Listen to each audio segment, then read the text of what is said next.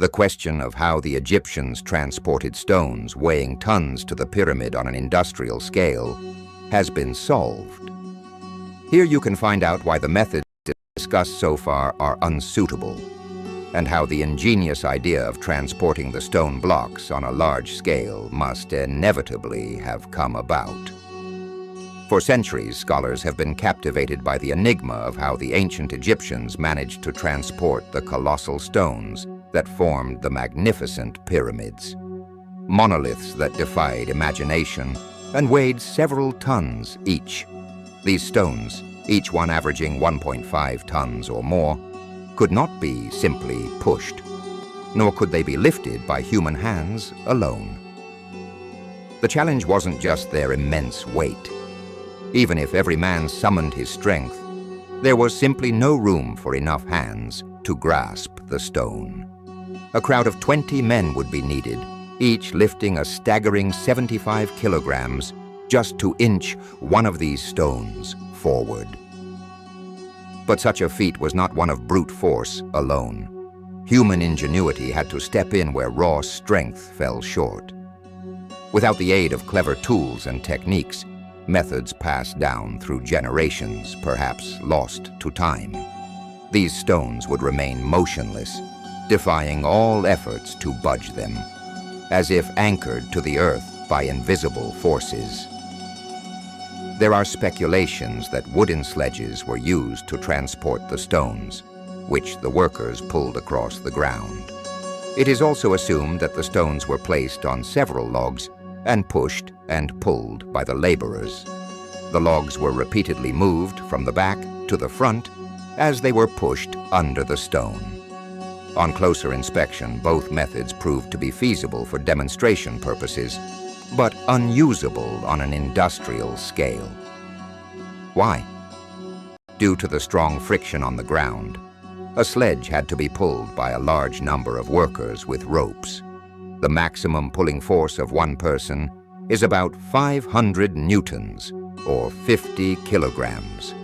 Adding the weight of the sledge itself, more than 40 men would certainly be needed to pull it uphill.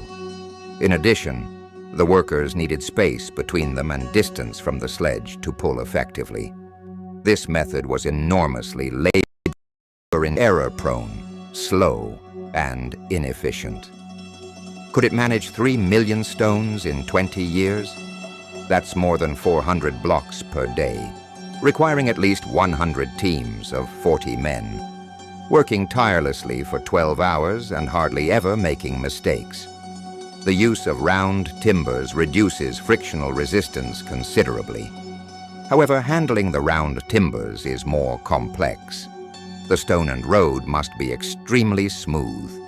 If they aren't, the logs will get stuck, shift uncontrollably, or roll into hollows. Additionally, the Egyptians couldn't produce perfectly round, uniform logs as we do today. Without modern tools like lathes, uneven logs would get stuck or slip. So, while these methods work for small demonstrations, they are impractical for industrial use. Now, what if the Egyptians didn't use these traditional methods? What if they found a simpler, more ingenious solution? I propose a theory. They may have rolled the stones themselves. By adding wooden planks to the flat sides of the stones and wrapping them with ropes, the Egyptians could create a rounder shape. This allowed the stones to roll, eliminating the issue of flat sides interfering with movement. However, the excessive wear and tear on the ropes and slippage of the wooden planks would still pose a problem. So, they likely refined this method further. Instead of tying wooden pieces randomly, they could have prepared stable wooden molds. Let's call them rolling segments. These molds would form a round shape around the stone, secured by ropes in grooves to prevent wear and tear. With this setup, fewer workers could pull the stones, making them more maneuverable. This would also allow stones to roll around bends, over obstacles, or even up slopes with minimal effort. For example, by attaching ropes to rolling segments with metal end pieces, They could pull the stones up the steep sides of the pyramid without the need for a massive ramp. A simple wooden track on the pyramid and human traction would suffice. To validate this theory, we would need to find evidence, like a rolling segment, left behind. Could such a clue already exist? It's a question worth exploring. Building the pyramids with 3 million stones, each weighing an average of 2.5 tons, remains an enormous task. But this theory offers a more credible explanation than others. Thank you so much for your interest. I truly appreciate it. I look forward to welcoming you back to my channel in the future. Take care, and see you next time.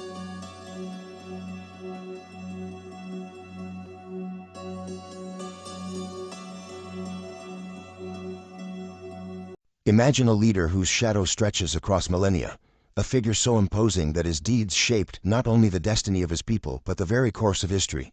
This is Ramses II, more commonly known as Ramses the Great, a pharaoh of ancient Egypt renowned for his power and reverence. Ruling for an astounding 66 years, Ramses was not just a ruler, he was a feared warrior, an unmatched strategist, a monumental builder, and above all, a living symbol of divine power on earth. But who was this man who transformed Egypt into a global powerhouse? To understand Ramses' legacy, we need to look beyond the colossal temples he erected and the immense statues depicting his majesty. Ramses was a ruler who deeply understood the power of image and narrative. He wielded both the sword and the mason's hammer to ensure that his name would be remembered forever. Ramses II lived in an era of challenges and opportunities. Egypt, rich in culture and power, faced external threats and internal instability. However, under his leadership, the kingdom thrived, with the pharaoh cementing his rule not only through battlefield victories but also through skilled diplomacy. Ramses II was born to be a pharaoh. From an early age, he was destined to wear the crown of one of the most powerful and ancient realms in human history. His ascent to the throne was no accident. He came from a strong and established royal lineage. At the age of 14, Ramses was appointed co-regent by his father, Seti I. This strategic move ensured a smooth transition when Seti passed away. During this period, Ramses accompanied his father on military campaigns, learning the art of war and administration. When Seti I died, Ramses ascended to the throne of a prosperous Egypt. However, external threats, particularly from the Hittites and other northeastern neighbors, demanded a firm and visionary leader. Internally, the country was still recovering from tumultuous dynastic changes. During Ramses' rise, Egypt was a deeply hierarchical society where the pharaoh was not just a king but also seen as a living god. He was responsible for maintaining cosmic order, known as Ma'at, the justice and balance of the universe. In one of the most dramatic episodes of ancient military history, Ramses II faced one of the greatest challenges of his reign, the Battle of Kadesh. Fought in 1274 BC, this battle was a colossal military confrontation that shaped the fate of Egypt and Anatolia. Although the Battle of Kadesh did not result in a decisive victory for either side, it was pivotal for the politics of the time. In 1259 BC, Ramses and the Hittite king Mortali II agreed to negotiate a treaty, one of the earliest formally documented peace agreements in history. Ramses II's greatness is equally built upon a legacy of architecture and engineering. Among Egypt's most iconic wonders, the Temple of Abu Simbel stands as one of Ramses' greatest legacies, reflecting his magnificence and devotion to the gods. Located on the banks of the Nile near the border with Sudan, Abu Simbel is an impressive example of engineering and a powerful symbol of Ramses' grandeur. The complex consists of two temples carved directly into the rock, designed to reflect the magnificence of the pharaoh. The smaller temple at Abu Simbel, dedicated to Ramses' wife Nefertari and the goddesses Hathor and Isis, is equally impressive. The construction was strategically positioned so that twice a year, the rays of the sun would illuminate the statues of the gods inside the temple. Ramses II's architectural projects were not merely expressions of wealth and power, but also propaganda tools designed to perpetuate his image as a divine pharaoh. His monuments and inscriptions served to glorify his life and achievements, ensuring his influence would endure for millennia. Ramses II's relationship with his wife Nefertari is often described as a story of mutual love and admiration. He dedicated one of his most grandiose architectural projects, the smaller temple at Abu Simbel, to her, highlighting her importance and position in the Egyptian pantheon. Ramses II had several other wives and concubines throughout his reign. These relationships were not merely personal but also political, ensuring the continuity of the royal lineage. His son Marenta eventually succeeded him as pharaoh. Ramses II is remembered not only for his military and architectural achievements, but also for his exceptional skill in managing a vast empire. Effective administration began with strategic decentralization, delegating authority to provincial governors and local administrators. Diplomacy with the Hittites was not just about securing peace, but also about establishing a strategic alliance. The treaties signed between the two empires included clauses for economic and military cooperation, strengthening bilateral relations and securing a period of stability. During Ramses' reign, there was a notable revival of religiosity in Egypt. The pharaoh promoted large-scale rituals and ceremonies, often personally participating in religious practices. He also ordered the construction of impressive monuments dedicated to important deities. Ramses II's decision to build a new capital, Pyramus, was strategic, aiming to centralize power and facilitate control over a vast and diverse territory. The city was designed to be a monumental center of worship and adoration, reflecting the power and grandeur of the pharaoh. In the final years of his reign, Ramses II faced a series of challenges. As he aged, issues related to his health and well-being became increasingly pressing. Conscious of the inevitability of his death, Ramses took careful measures to prepare for his succession and secure the continuity of his reign. The construction of Ramses II's tomb in the Valley of the Kings was a monumental project, reflecting the importance of ensuring an eternal rest worthy of a pharaoh. The tomb, with its impressive decorations and inscriptions, was designed to ensure that Ramses would be celebrated and remembered in the afterlife. Despite the challenges and limitations imposed by age, Ramses II maintained firm control over the empire until his final days. His reign is one of the most grandiose and significant of ancient Egypt, reflecting the importance and power of the pharaoh. His legacy endures as a symbol of how power can be expressed and perpetuated through tangible achievements and the construction of a lasting image. In the depths of Saqqara lies an ancient enigma, a chamber housing massive granite boxes, each weighing up to 100 tons. How did the ancients create and transport these giants? And even more puzzling, what were they used for? In 1852, French Egyptologist Auguste Mariette stumbled upon a tomb. What he found was a labyrinth lined with enormous granite sarcophagi. No one had touched these artifacts for 3,000 years, until Mariette decided to uncover their secrets. The sarcophagi are often thought to be burial sites for sacred Apis bulls, yet not a single Apis bull has been found within these immense coffins. Could there be another, more profound reason for their existence?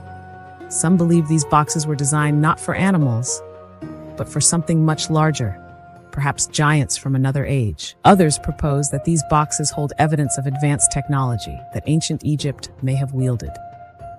Could it be that the Egyptians possessed knowledge we can't even comprehend? Mariette ventured further into what he dubbed the Tomb of the Giants, uncovering massive stone structures like nothing ever seen. But each one was empty, strangely untouched by time or grave robbers.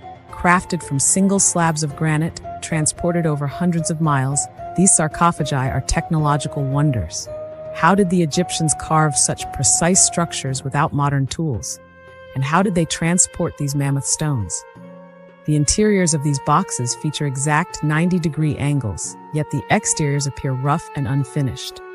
Was this intentional? Some suggest that ancient Egyptians possessed tools and techniques far beyond what historians believe. Alternative theorists draw connections between these boxes and biblical giants, or even Nephilim. Did the Egyptians repurpose these structures from an earlier, more mysterious civilization? A radical theory suggests these sarcophagi were ancient batteries, designed to generate electricity by harnessing pressure and quartz crystals. Could these boxes have served a high-tech purpose in an ancient society? Despite decades of study, the true purpose of the Saqqara sarcophagi remains elusive. Were they meant to lock away something powerful, or do they hide a technological secret lost to time? Some say Coptic monks destroyed these sacred artifacts, yet others argue that they were preserved deliberately to conceal a hidden truth. Who were these boxes meant to protect or keep out? Even though no Apis bulls have been found, historical records confirm an Apis bull cult in ancient Egypt. But why would this vital detail be missing from such an elaborate site? Some hieroglyphs on the sarcophagi reference mysterious kings, and images like the Dendera light bulb fuel the notion that ancient Egyptians may have harnessed electricity. Were these massive boxes once part of an ancient power grid? The sarcophagi of Saqqara remain one of Egypt's most baffling mysteries. Were they tombs, power sources, or something beyond our understanding? The truth remains locked in stone, waiting for us to discover. Subscribe to uncover more ancient mysteries with us. What do you think lies behind these ancient granite giants? Let us know in the comments below. Imagine a pharaoh who wasn't just a ruler, but a father. Akhenaten, his queen Nefertiti, and their 6 daughters lived a life far different from what we typically envision for Egypt's royalty. Behind the grand religious reforms and new capital city, there was a family, one that shared moments of love, play, and even grief. In this video, we'll take you into their imagined world, where art brings their personal lives to light. In the 14th century BC, Akhenaten didn't just change Egypt's religious landscape. He changed everything, moving the capital to Amarna. He transformed Egypt into a monotheistic society, worshipping only the sun god, Aten. But this upheaval wasn't just political and religious. It influenced Egyptian art too. The rigid, formal depictions of the past gave way to natural, intimate portraits of family life. Akhenaten and Nefertiti weren't just shown as rulers, but as parents, playing with their daughters in ways that seemed almost too human for ancient royalty. Now picture this: Akhenaten and his daughters on the banks of the Nile, fishing together. Maybe his daughters, always mischievous, made him bait the hook for the iconic upside-down catfish. Or imagine Nefertiti's daughters sneaking into her chambers, trying on her famous makeup, or drawing hieroglyphics of their names on papyrus.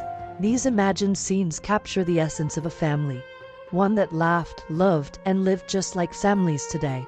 While we may never uncover these lost works of art, the glimpses we have show us that even Egypt's most radical pharaoh had a deeply personal side. Akhenaten, Nefertiti, and their daughters lived a life filled with not only great changes but also simple joys. Through these imagined depictions, we gain a new perspective on one of Egypt's most intriguing families. Thanks for watching, and don't forget to like and subscribe for more journeys into ancient history. Nefertiti, one of the most iconic figures of ancient Egypt, known for her legendary beauty. She was also a powerful ruler during a time of great upheaval, but beyond her role as queen and co-regent, she was also a mother. Her daughters, born into a world of divine kingship and religious revolution, lived lives shrouded in mystery. Who were these women, and why have their stories been lost to time? This is the story of Nefertiti's daughters, the lost sisters of Tutankhamun. Around 1352 BC, Akhenaten and Nefertiti ruled Egypt from their new capital, Akhetaten. Their eldest daughter, Merentaten, was born into this period of dramatic change. Her name, meaning beloved of Aten, reflected her parents' devotion to the sun god Aten. Merentaten played a crucial role in the royal family, serving as a high priestess and later, possibly, as a queen herself. But her fate remains a mystery. Did she die young? Or was she forced to flee as the city of Akhetaten fell into ruin? The second daughter, Mekhetaten, is remembered for her tragic end. Little is known about her life, but her death at a young age is recorded in heartbreaking detail. She likely died during childbirth, a fate that was all too common in ancient Egypt. In the tomb of Mekhetaten, the sorrow of her family is palpable. Akhenaten and Nefertiti are shown grieving over their daughter's lifeless body, a rare and deeply personal glimpse into the royal family's private pain. The third daughter would go on to become the wife of Tutankhamun, her younger brother. In a world where royal bloodlines were everything, such marriages were not uncommon. But Nkhesenamen's life was far from a fairy tale. She survived the fall of Akhetaten and the return to the old gods, but at a great cost. After Tutankhamun's untimely death, she found herself in a desperate position. Her play to marry a foreign prince, in a bid to escape her fate, ended in tragedy when the prince was murdered upon arrival in Egypt. Two of Nefertiti's younger daughters, Nefertiti and Tasheret and Neferer, may have been twins, or perhaps born very close together. They appear infrequently in the historical record. Overshadowed by their elder sisters, little is known about their lives. but the plague that swept through Akhetaten likely claimed them both. Their brief existence is a poignant reminder of the fragility of life, even for those of royal blood. Setapenra, the youngest of Nefertiti's daughters, was born during the final years of Akhenaten's reign. Her name, meaning chosen of the sun god Are, hints at the religious turmoil of the time, but like her sisters, her life was cut tragically short. Setapenra's brief life ended before she could make her mark on history. She, too, was likely a victim of the plague that decimated the city. Her memory, like those of her sisters, was lost as Akhetaten fell into oblivion. The daughters of Nefertiti lived and died in a world of unprecedented change. Their stories are fragmented, their lives often forgotten, but they were the heirs of a queen who sought to reshape the world. And their legacy, though hidden, still echoes through the ages. As we remember the beauty and power of Nefertiti, let us also remember her daughters, each a symbol of a lost world, each a key to understanding the mysteries of ancient Egypt. He was a child king who ruled one of the greatest civilizations in history. His name is synonymous with ancient Egypt, King Tutankhamun. But beyond the glittering treasures and the mystery of his tomb, lies a story full of bizarre and captivating facts. Fact 1. King Tut, the boy king. King Tut, as he's commonly known, ascended the throne at the astonishingly young age of 9. Can you imagine being thrust into such a powerful position at such a young age? He was guided by powerful advisors, but still, the responsibility of ruling a vast empire was immense. Fact 2. The mystery of his death. The exact cause of King Tut's death remains a mystery. Theories range from a chariot accident to malaria to even murder. The fact that his tomb was hastily constructed and his death wasn't documented adds to the intrigue. Was it a tragic accident, a fatal illness, or something more sinister? Fact 3. The family secret of inbreeding. One of the strangest discoveries about King Tut is the unsettling truth about his family lineage. Genetic analysis has revealed that his parents were most likely brother and sister. This practice, while shocking to us, was common among the royal families of ancient Egypt. Fact 4. The boy king with health challenges.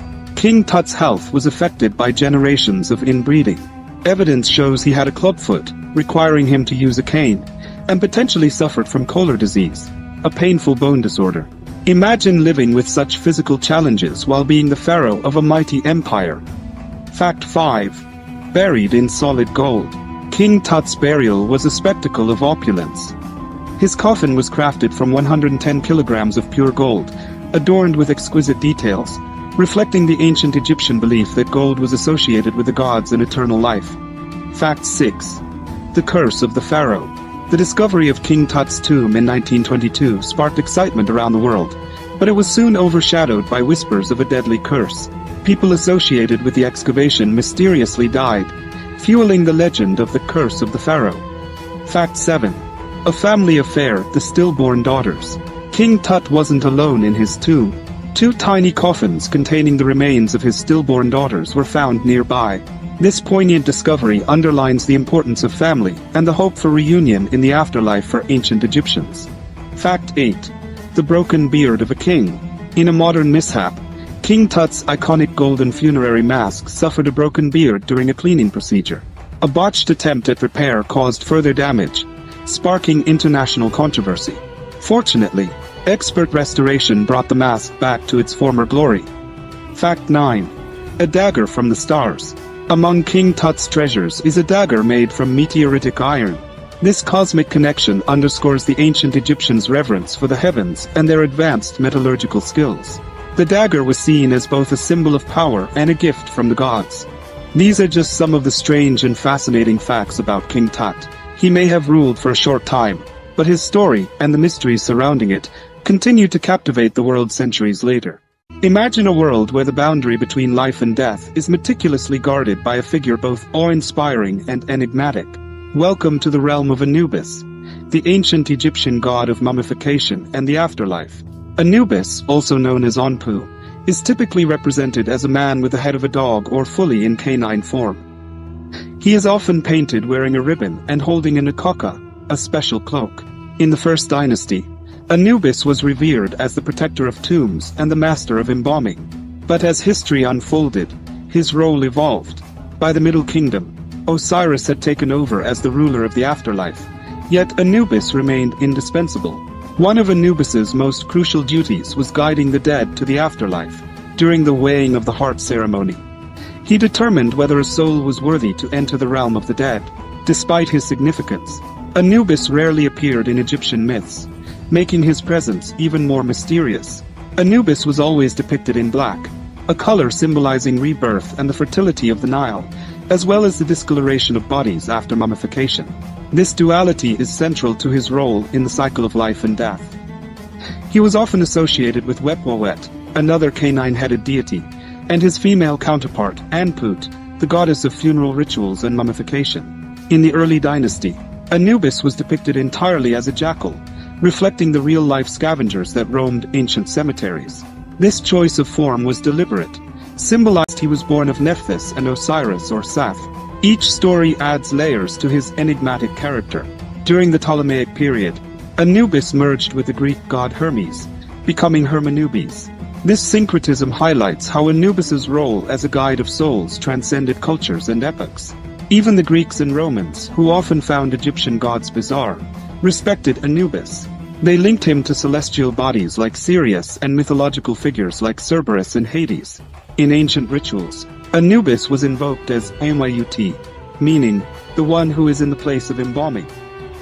He was the protector of embalmers and was believed to have assisted Isis in mummifying Osiris, solidifying his role as the guardian of the dead. From the dawn of Egyptian civilization to the end of the pharaohs, Anubis remained a pivotal figure, guiding souls from the world of the living to the afterlife. His enduring legacy continues to captivate and mystify us to this day. Thank you for joining us on this journey.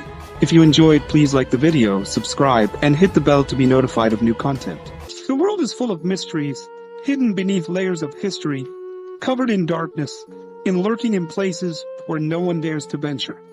Imagine uncovering secrets that defy logic, discoveries so astonishing and terrifying that they challenge everything we thought we knew about our reality. These recent revelations, brought to light by daring explorers, scientists will leave you questioning the boundaries of human understanding. Are there otherworldly creatures living among us, hidden away in the most inaccessible corners of our world? Join us as we unravel 10 recent terrifying discoveries you won't believe. Number 10. Pit of Giant Hand. During the period when the Hyksos, a northern Canaanite people, ruled part of Egypt, they established Avaris, now known as Tel el-Daba, as their capital.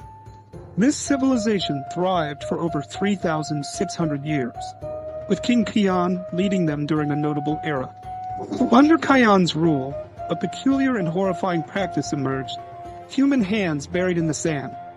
This mystery remained unsolved until 2011, when archaeologists excavating Kian's palace made a startling discovery: 16 human hands buried in 4 pits. 2 pits at the palace entrance contained broken right hands, likely presented to the king or his officials in exchange for gold. The remaining 14 hands were found in 2 pits outside the palace, all intriguingly right hands, with no left hands present. Manfred Beatak, the director of the excavation, noted that each pit had a unique significance, suggesting a ritualistic or symbolic importance. This discovery represents the first archaeological evidence of right-hand amputation, even though ancient Egyptian texts and art mention soldiers presenting amputated right hands for rewards. There are no records of this practice in northern Canaan, suggesting it may have been adopted from Egypt or elsewhere. Researchers are now looking to the Egyptian Narmer palette, which dates back 5,000 years, for insights into this horrible tradition and its origins. The practice of presenting amputated right hands to the king or his officials likely had deep cultural and possibly religious implications. It might have been a way to demonstrate loyalty, submission, or to display victory over enemies.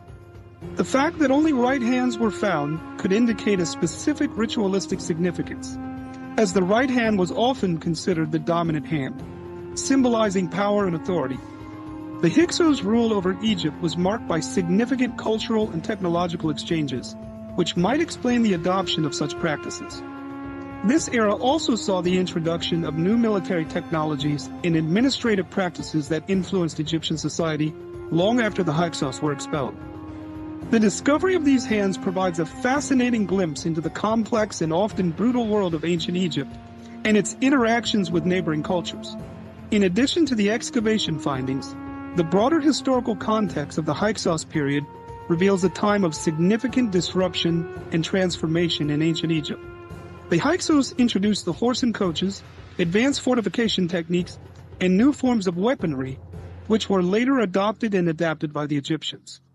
The legacy of the Hyksos period is a proof to the dynamic and interconnected nature of ancient civilizations, where cultural exchange often occurred through both peaceful and violent means. Number 9. Lost Golden City.